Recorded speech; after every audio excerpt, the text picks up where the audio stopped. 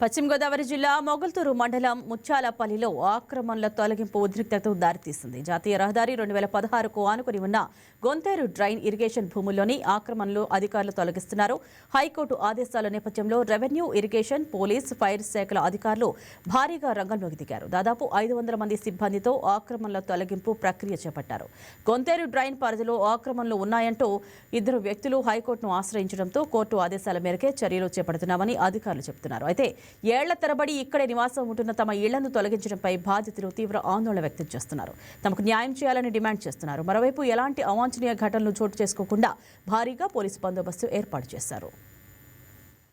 మన ముచ్చాలపల్లి వార్తప్ప గ్రామాల్లో సంబంధించినటువంటి ఈ ఉప్పుటేరు పరివాహ ప్రాంతంలో ఎంక్రోచ్మెంట్స్ ఉండి అక్రమంగా చెరువులు తవ్వి అదేవిధంగా అక్రమ కట్టలు కట్టి ఇక్కడ ప్రజా ఆస్తి ఏదైతే ఉందో ఈ యొక్క వాటర్ బాడీని వీళ్ళు అందరూ ఆక్రమణకు గురి చేశారని చెప్పి గౌరవ హైకోర్టుని మరి ఇక్కడ దొంగ ఈశ్వరరావు అదేవిధంగా ఇంకొక ఆయన చనిపోయారు.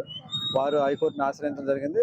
హానబుల్ హైకోర్టు మరి ఈ ఆక్రమణలు తొలగించమని కలెక్టర్ గారికి ఆదేశాలు ఇవ్వడం జరిగింది. అదేవిధంగా మరొక society Bandimuthyalamma marine cooperative fishermen cooperative society వాళ్ళు కూడా వేసి ఇక్కడ దాదాపు 40 ఎకరాలు ఆక్రమణ చేశారని వాళ్ళు కూడా వేయడం జరిగింది. ఈ 2 కేసులకు సంబంధించి హైకోర్టు ఇమీడియట్ గా తక్షణమే ఇక్కడ ఉన్నటువంటి ఎంక్రోచ్మెంట్స్ ఏవైతే ఉన్నాయో ఆక్రమణను తొలగించి రిపోర్ట్ ఇవ్వమని కలెక్టర్ గారిని ఆదేశించడం జరిగింది.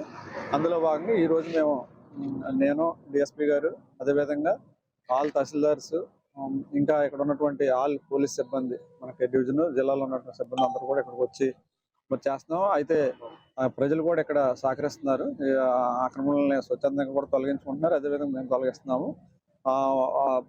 ఏ విధమైన ఇబ్బంది లేదు, పీస్ఫుల్ గానే సాగుతుంది. అదేవిధంగా ప్రజలకి ఒకవేళ వాళ్ళు తొలగించుకుంటారంటే మనం అవకాశం కూడా ఇస్తున్నాము. ఇక్కడ కొన్ని ఇళ్ళు ఉన్నాయి, ఆ ఇళ్ళు కూడా వాళ్ళకి